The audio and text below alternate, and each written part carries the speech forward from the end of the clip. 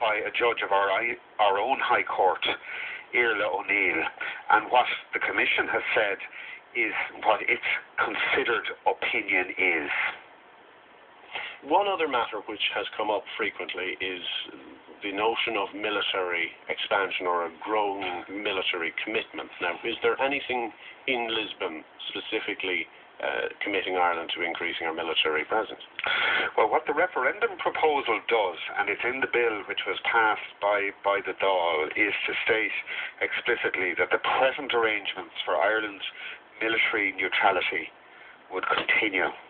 So it is the Referendum Commission's view that that isn't changed. Okay, but that stated neutrality, is there any commitment to upgrade our defence forces?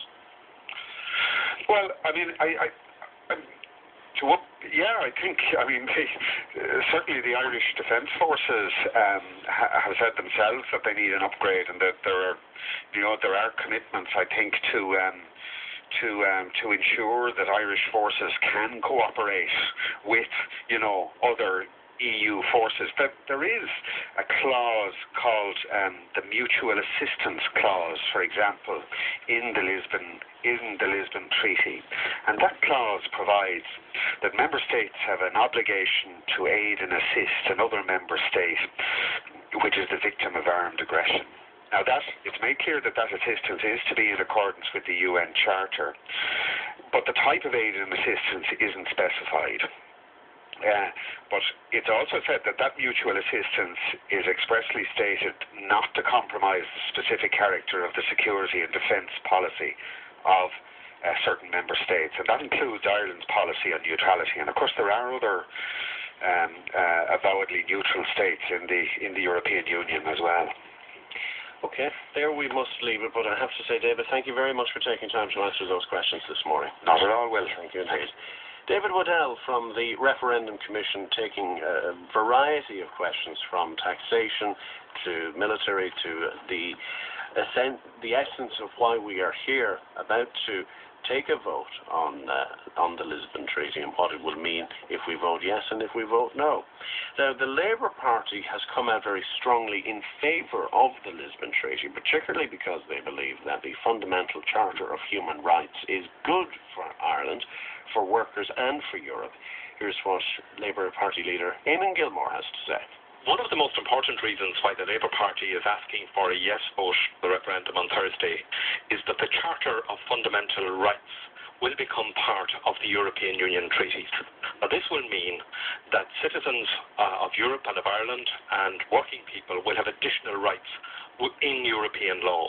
The kind of rights, for example, that will go into the European treaties, which will be of interest to working people, would be the rights of workers to information and to be consulted about their company, for example, if there's a threat of job losses, the right to collective bargaining, the right to take strike action, the right of access to public services, the right of access to social services, social security, rights to health care, rights to health and safety at work. Now, what's really important about these is that they will now, for the first time, become part of the European treaties. And Irish workers will have those rights not only in respect of Irish law, but particularly in respect of European law. And it means that the European Union will be able to make laws right across Europe, governing things like wages, rights at work, and so on. And that will create the biggest and best roadblock to the race to the bottom that many people fear will happen with the exploitation of workers from a number of countries. Joe Higgins of the Socialist Party believes the Charter of Fundamental Rights is not the selling point that the Labour Party feels it is, and he's campaigning against the treaty on that basis. Claims made by the yes side that the Charter of Fundamental Rights seriously enhances the rights of working people are quite overblown and exaggerated. Many of those rights are aspirational. For example, the right to have an excellent health service doesn't stop, unfortunately, elderly people in this country from languishing on trolleys.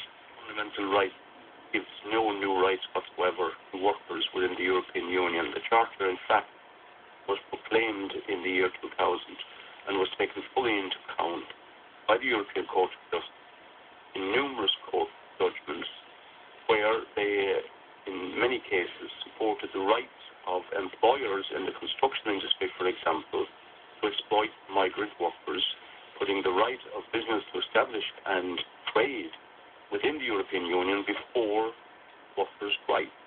It's quite clear that the rights are conditional and are limited in scope, as is clear from any reading of the Charter itself and the interpretation of the European Court of Justice.